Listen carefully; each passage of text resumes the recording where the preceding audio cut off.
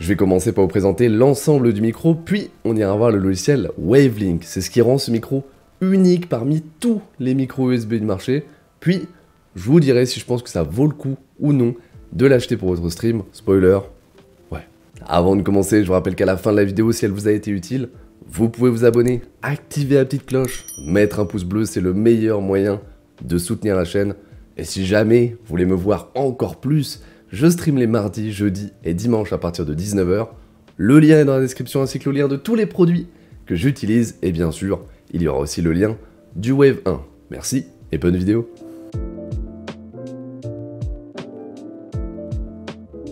Aujourd'hui, on va seulement parler du Wave 1 vendu par Elgato à 140 € parce que c'est celui que j'ai personnellement commandé. Il faut savoir qu'Elgato a aussi sorti la version Wave 3 à 170 €, soit 30 € de plus pour pas grand chose de plus. Avec le Wave 3, vous pouvez directement modifier le volume de votre casque et du stream sur le micro avec la molette. Mais honnêtement, quand vous êtes en stream, vous n'avez pas envie de modifier tous vos niveaux sonores directement sur le micro. Vous avez déjà fait vos niveaux avant ou vous le faites sur le logiciel. Donc, payer 30 € de plus pour ça, je pense pas que ça ait d'intérêt, surtout que l'autre amélioration, c'est la fréquence qui passe à 96 kHz au lieu de 48. Mais si vous streamez, vous pouvez pas aller au-dessus de 48. Donc, encore une fois, ce n'est pas très utile pour la plupart d'entre vous. Bon, maintenant que vous connaissez la différence entre les deux modèles et que vous voulez le Wave 1, je vais vous expliquer pourquoi c'est le meilleur micro USB du marché. Et pour vous le démontrer, je vais déjà commencer par le brancher et terminer toute la vidéo avec lui pour que vous fassiez une idée de la qualité du son. On peut passer à ce qui rend ce micro unique parmi tous les micros USB du marché, et c'est le logiciel fourni par Elgato, Wavelink. Si vous avez vu ma vidéo sur la Go XLR, vous allez vite vous rendre compte de la puissance du logiciel qui peut, sur certains points, égaliser une table de mixage à plus de 200 €. Quand vous arrivez sur le logiciel, vous voyez différents inputs grâce auxquels vous pouvez séparer les sources audio du PC. Un peu comme Voicemeeter, mais en beaucoup mieux. Vous allez voir pourquoi. Donc le premier input, c'est mon micro, forcément. Le deuxième, le système, c'est pour tous les sons du PC. Ensuite, on a la musique. Vous pouvez envoyer le son, par exemple, de Spotify dedans. Le browser, c'est pour tous les sons de votre navigateur. Et enfin, le voice chat, vous pouvez mettre les sons de Discord. Alors déjà, comment je fais pour envoyer ce que je veux dans l'input que je veux? C'est hyper simple grâce au logiciel. Vous avez juste à cliquer ici et ça vous ouvre une fenêtre Windows dans laquelle vous allez choisir où envoyer vos différentes sources. Par exemple, si je prends mon navigateur, j'ai juste à aller dans l'output et mettre Wavelink Browser. Et voilà, tous les sons de mon navigateur maintenant se retrouvent dans l'input browser de Wavelink. Et vous pouvez faire ça pour n'importe quelle source audio de votre PC. Maintenant, on va voir pourquoi ce logiciel est aussi incroyable pour le stream. Et ça commence par ces deux jauges. La première, qui a une icône de casque, vous permet de modifier le volume sonore dans votre casque. C'est plutôt évident. La deuxième, par contre, permet de modifier le volume sonore juste pour votre stream. Et c'est là toute la puissance du logiciel. Par exemple, si je fais ça, là, j'entends moins la musique dans mon casque, mais le stream entend la musique comme avant.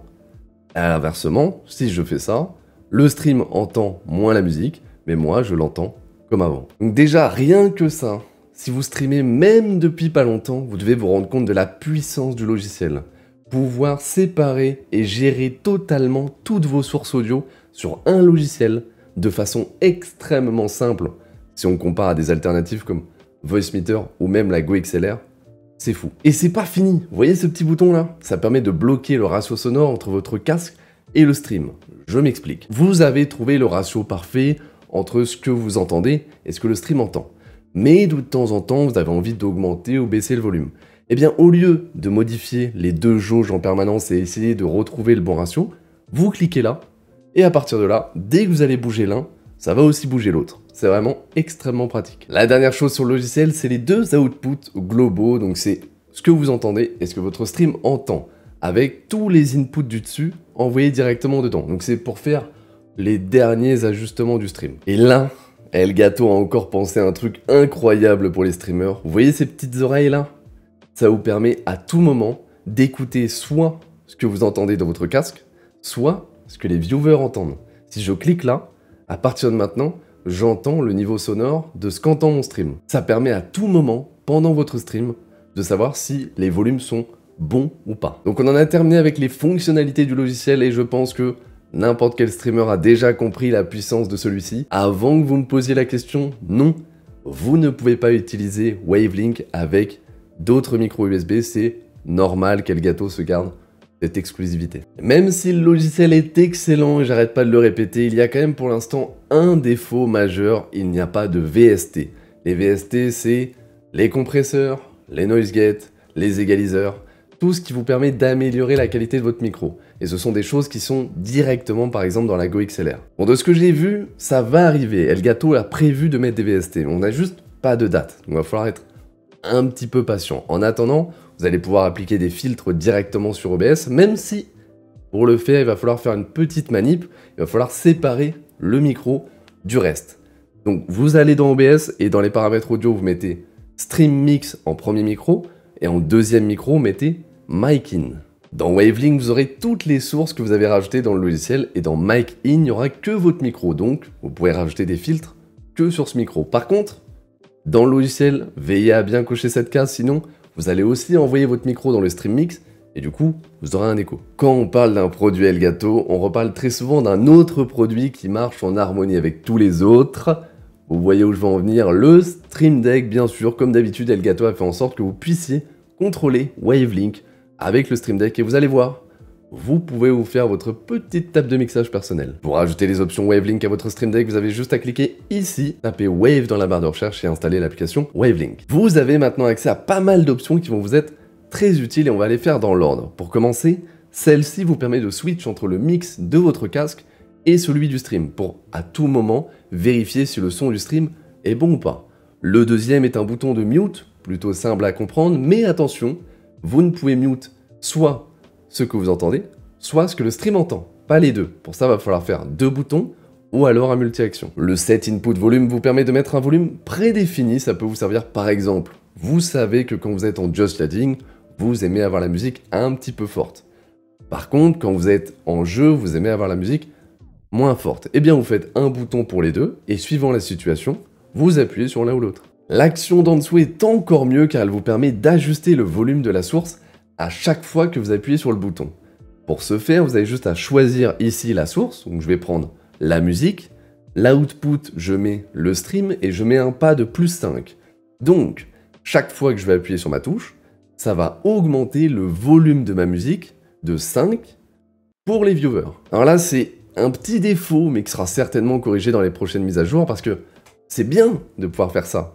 Mais moi, ce que je veux, c'est que quand j'appuie sur le bouton, ça augmente ou diminue le volume pour moi et le stream. Actuellement, si je veux faire ça, je dois faire soit deux boutons, soit un multi-action.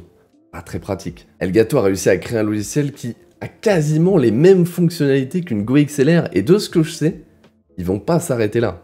Ils ont prévu encore des nouveautés, notamment un troisième output que vous pourrez par exemple envoyer dans Discord pour contrôler directement votre son Discord sur le logiciel ou même avec le Stream Deck. Et je trouve vraiment qu'Elgato, en quelques années, a réussi à créer un système complet où tous leurs produits fonctionnent en harmonie, tous autour d'un même produit, le Stream Deck, qui reste pour moi leur meilleur produit et tout simplement le meilleur produit de stream à avoir. Et j'ai souvent critiqué leur prix, qui pour certains articles sont vraiment déraisonnables.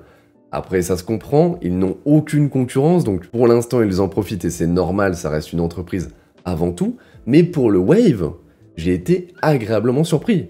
140 € pour un micro USB de qualité, qui en plus a un logiciel incroyable qui vient concurrencer une Go XLR sur beaucoup de points. Honnêtement, si vous avez un budget de 150 € et que vous voulez un setup micro complet, je peux pas vous conseiller autre chose. Il n'y a rien à 150 € qui égale le Wave de Elgato. Alors je sais, il y en a qui vont me dire « Oui, mais pour 150 € je peux avoir un micro USB avec une meilleure qualité de son, ou je peux avoir un micro XLR avec une petite table de mixage. » Oui, vous pouvez certainement, pour 150 € avoir une qualité de micro légèrement supérieure. Mais vous n'aurez jamais ce qu'apporte le Wavelink. Et ça, pour tous ceux qui ont déjà stream, vous savez à quel point c'est important, pouvoir séparer toutes ces sources audio facilement sur un seul logiciel, contrôlable avec le Stream Deck.